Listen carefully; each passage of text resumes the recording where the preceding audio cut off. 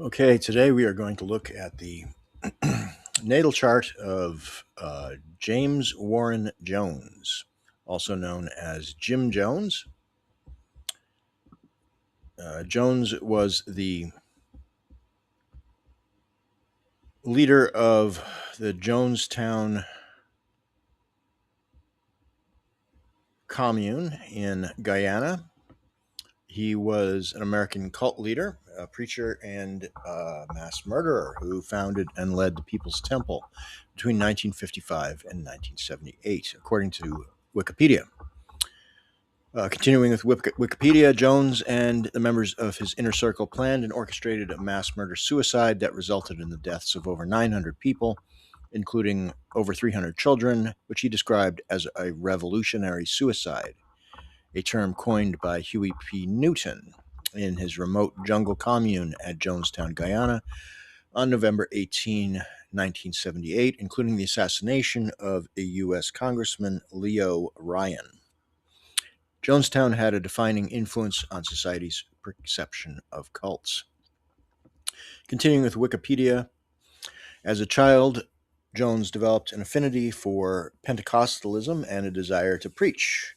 He was ordained as a Christian minister in the Independent Assemblies of God, attracting his first group of followers while participating, in the Pentecostal Latter Rain movement and the Healing Revival during the 1950s.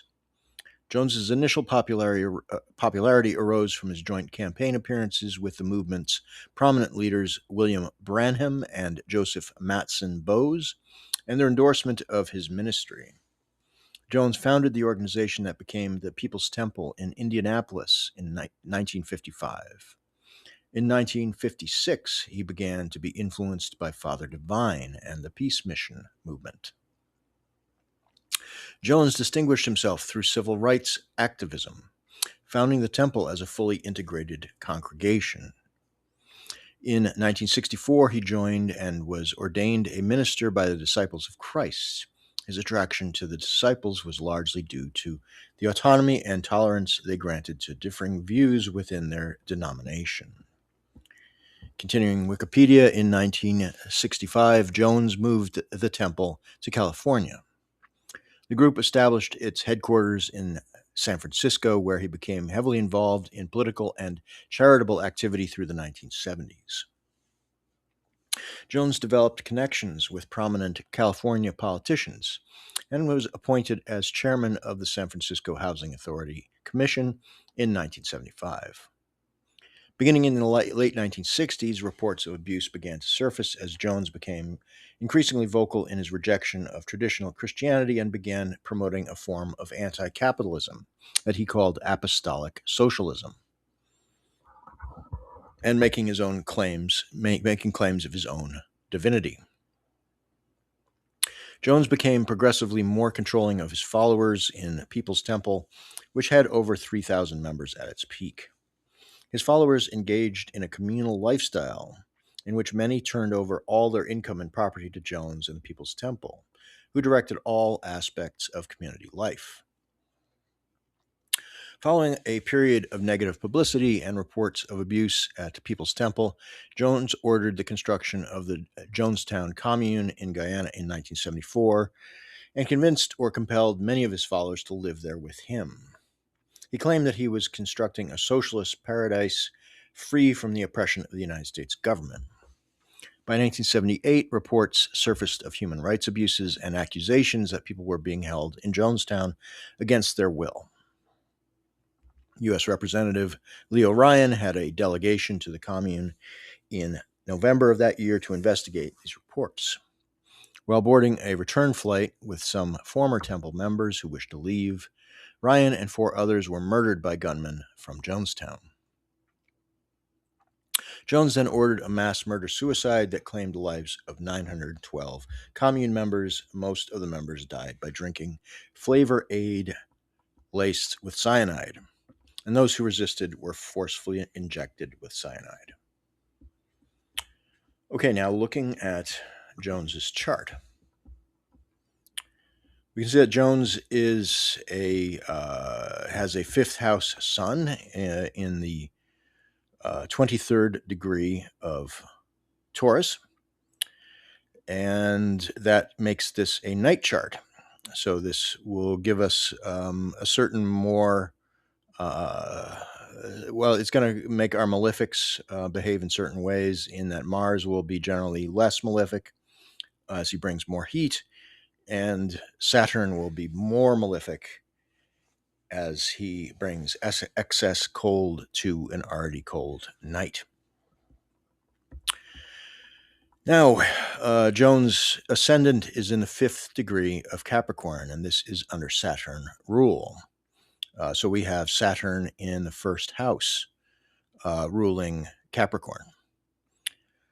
Now, the first decan of Capricorn is a joint rule by Jupiter, according to the Chaldean order, and by Saturn. Now, this decan is often associated with, we might say, making the best of adverse situations. We have Jupiter, the ruler, is in fall when he is in Capricorn. So we see with Jones is a sense of, a very strong sense of injustice, of trying to act to correct what he sees as societal injustice, which makes sense when you have a Jupiter that, a decan that has a ruler that is in fall. As I said, this often is considered to be being able to sort of make the best of difficult situations, but it also can go further than that into seeing and finding injustice where it may not be, and also a extreme identification with those who might be considered to be oppressed or to be unfairly treated, and then to use that injustice for one's own aggrandizement. So we have Saturn in the 3rd decan, in the 24th degree of Capricorn. And this decan is ruled by the Sun, according to the Chaldean order, and by Mercury, according to triplicity.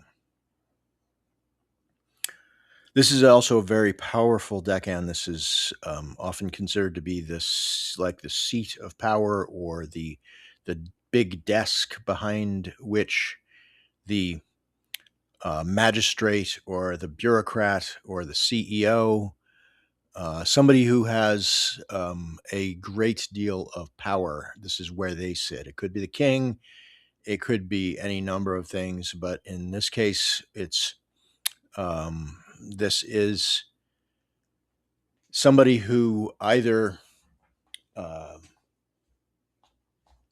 seeks out this type of power, and one thing to be said too is that this place of power is a highly coveted place. So this often, a person who's sitting in that desk, there's probably a lot of other people who want to have that position. So this is a highly sought after place of great power where the dictates hold incredible weight.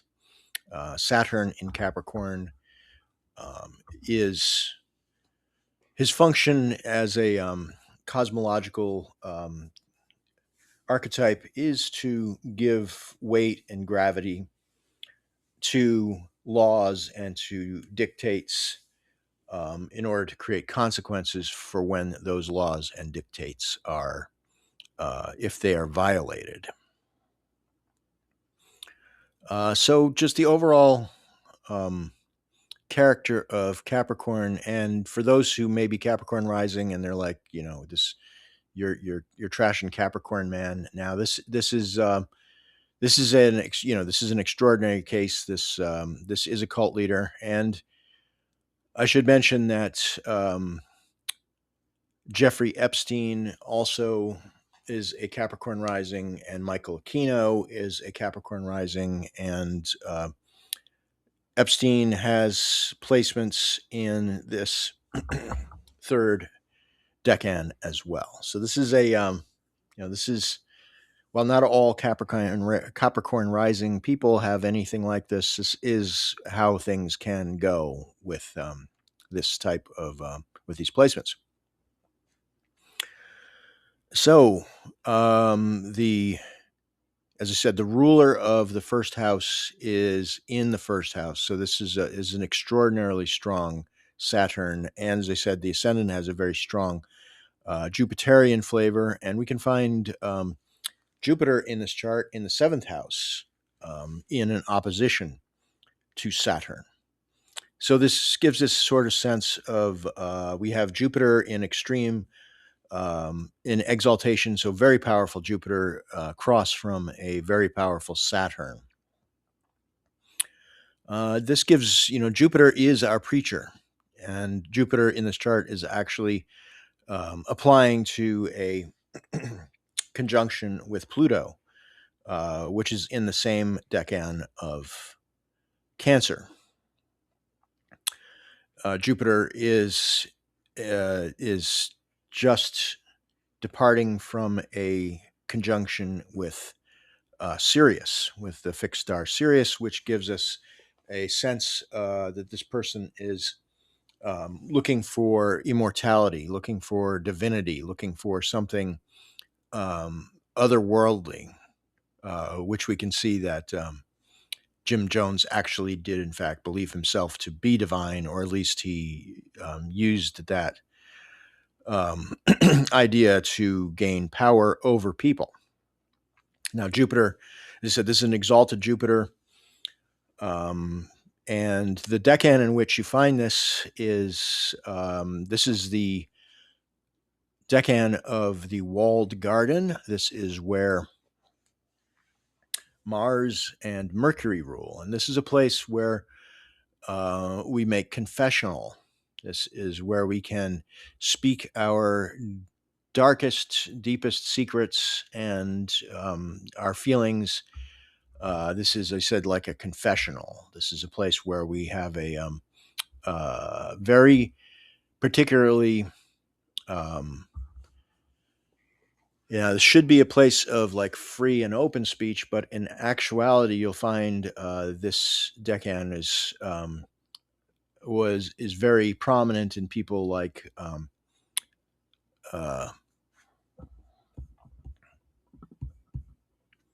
L. Ron Hubbard. L. Ron Hubbard has Neptune and in his first house, and Hubbard was incredibly protective and paranoid about his the people within his cult, within his inner circle, and just like Jim Jones, who spent many years dealing with very bad publicity that came out about him, including allegations that he faked a number of faith healings, that he had potentially raped a male member of his congregation, that he was performing, essentially masturbating in a bathroom with a police officer in LA, an undercover police officer. So he was very paranoid about this, and Jupiter, in this case, approaching Pluto, gives us this very subterranean and very paranoid type of character. Now, we can move to the moon. The moon is in the fourth house in this chart, in Aries, in the 13th degree. Now, this is a sun decan. This is a doubly sun decan under the rule, obviously, of Mars. And his moon is applying to a conjunction with the north node. If you go by the true node, it's applying to a conjunction. If you're going by the node, the uh, node figured out conventionally, it's just barely departing from that conjunction with the north node. So his moon is there's wherever we have the eclipse points, there's going to be a great deal of shadiness. There's going to be a shadow cast over this person, and there's going to be also a great deal of activity.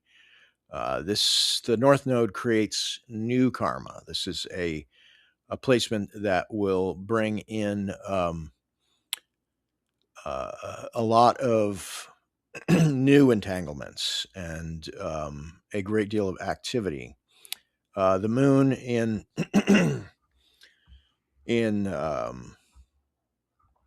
Aries is inflamed. It's got a character in which the activity and movement and emergence is key. And this is a sun decan, so this is somebody who's potentially seeking the limelight and has a potentially very charismatic um, personal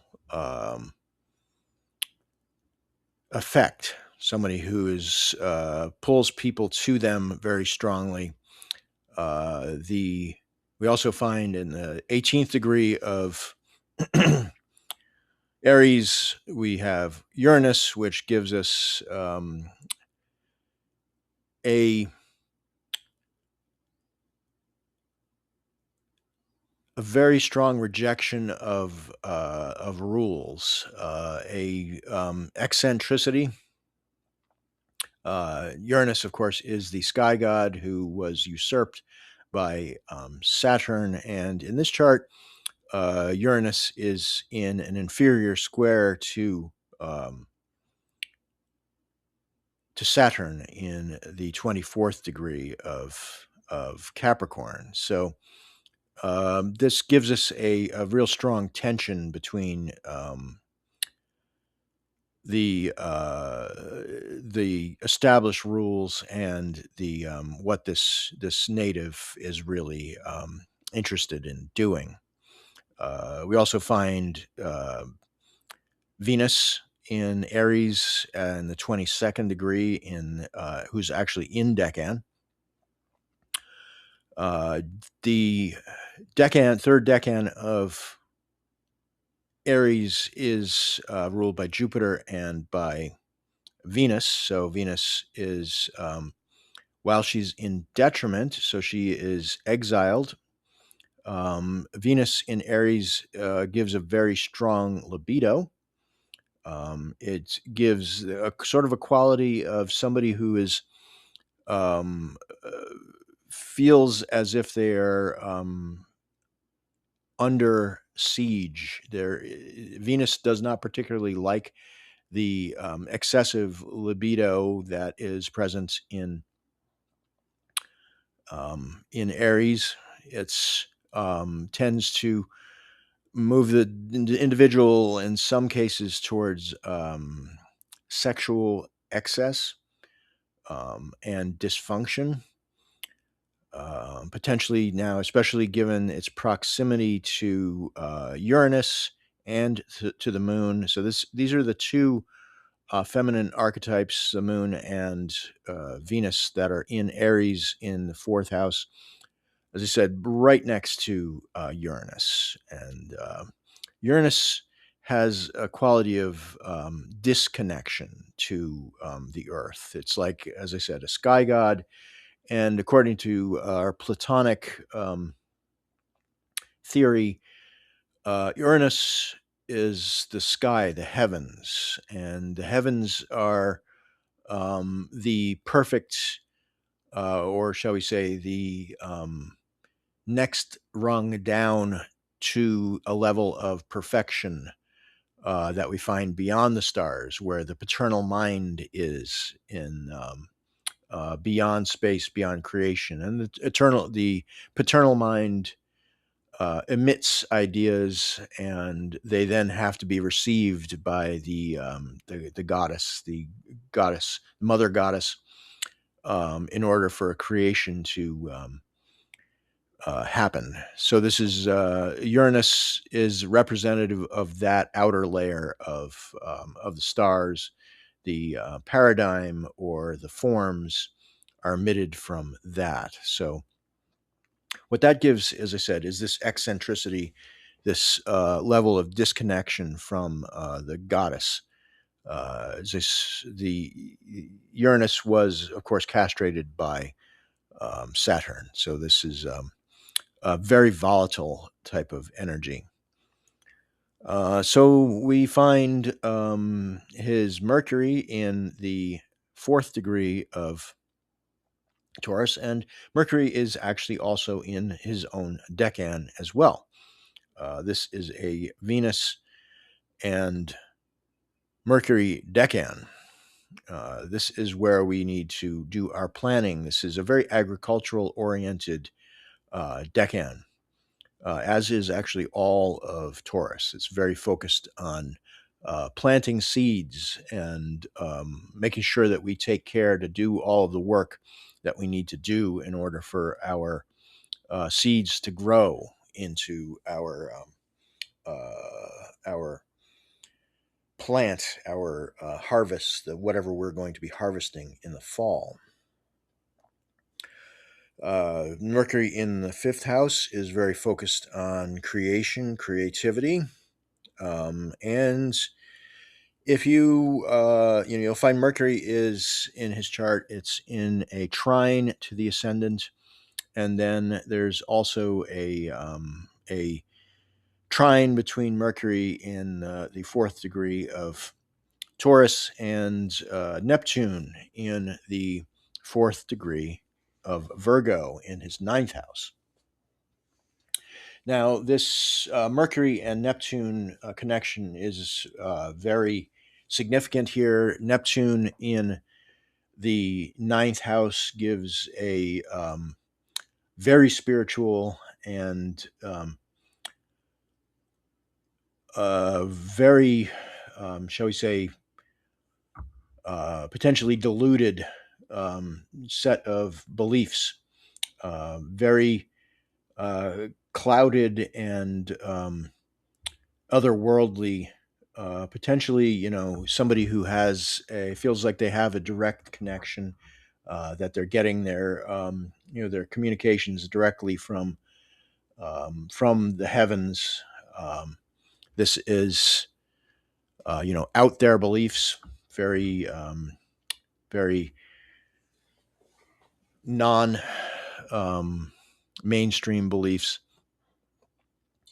And Neptune also does a good job of potentially hiding things. So a person with Neptune in the ninth house, it may be hard to tell what they actually do believe.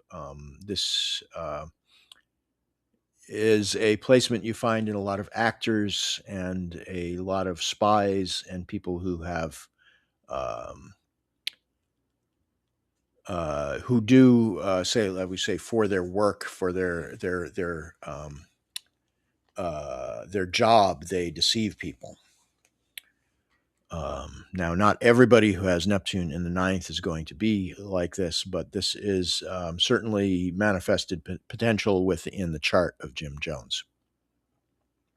So between the ascendants in the fifth degree, Mercury in the fourth degree, and Neptune in the fourth degree we have essentially a grand Earth trine. So now Jones's Sun is in the third decan of Taurus. This is a Saturn ruled decan of Taurus, and this is the place where we find that we will make our plans for when things go wrong. This is where we find insurance and hedging of bets and making secondary plans and preparing for the worst in case things don't work out the way we want them to. And this is what Jones, of course, did with the creation of Jonestown. Jones had become incredibly paranoid, expecting that the U.S. government was going to raid him. Um, as I mentioned, he had a great deal of very bad publicity especially after he had moved his temple into California. A lot of allegations of misconduct. In anticipation of a government raid, he moved everything to South America. And of course, the whole Kool-Aid thing is another, example of, these backup plans, getting ready for Armageddon, getting ready for the worst. The sun is departing from a conjunction with Chiron, which, of course, is considered to be a wounded healer. And we can't always expect Chiron to be a positive thing. This is something that can be very, very, very dark. Somebody who does not, in fact, heal, or rather continues to harm others in the same way that they may have been harmed themselves. Jones's sun is applying to a conjunction with Algol, and here we get a very strong uh, sense of poison. This is the Medusa's head. This is where the goddess who turns us to stone can be found. Jones's fascination with cyanide and mass suicide. This Algol is considered the most malefic and toxic of all of the fixed stars. It's an eclipsing binary. Um, this is not surprising that we should find his sun right next to Algol. Now, his midheaven is ruled by Venus, and Venus, as we've said, is in Decan in the 22nd degree of Aries.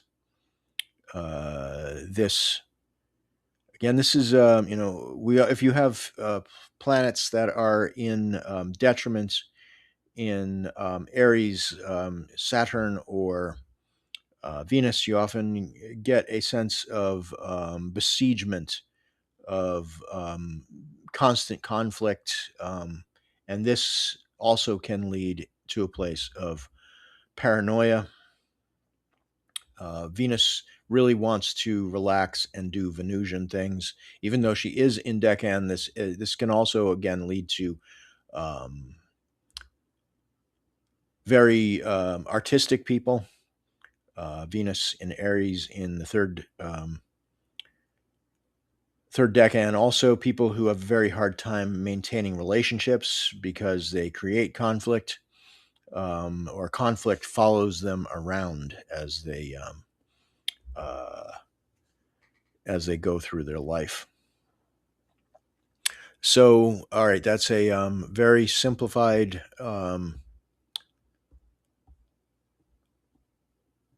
reading of Jim Jones' chart. We can, I can also mention that Mars is in the 8th house, and Mars in the 8th house can often be somebody who is able to hide their offenses against other people, that can sometimes get away with um, cruelty, or also can be the victims of cruelty or of injustice. Uh, Mars is in its not in its decan, but it's in a Jupiter decan, Jupiter decan in Leo, the in the 17th degree. And this decan is thought of as the like a triumphant general who has returned from um, a battle. It's a very the decans of Leo do have a pretty strong military type of signification, and this is Mars that's in a fire sign. So this is very very passionate, very um, potentially narcissistic in this case. Not all, again, not all Mars in Leo is going to have this type of narcissistic aspect, but in this case, given everything else that's going on, where this is somebody who's very much puts himself on a pedestal. So that Mars also, of course, rules the stellium in Aries in the fourth, giving us a this the ruler, therefore, of the moon, and Uranus and Venus is in contact through a trine with these planets, so it's able to give somewhat more guidance than it might otherwise be the case. And it also reinforces this kind of solar aspect, the leadership, the charisma, the sort of personal power that comes from a Leo Mars and Moon in Aries, and Venus in the latter part of Aries. So it's also a very strong connection there between Uranus in the 18th degree of Aries and Mars, the ruler, in the second decan of Leo.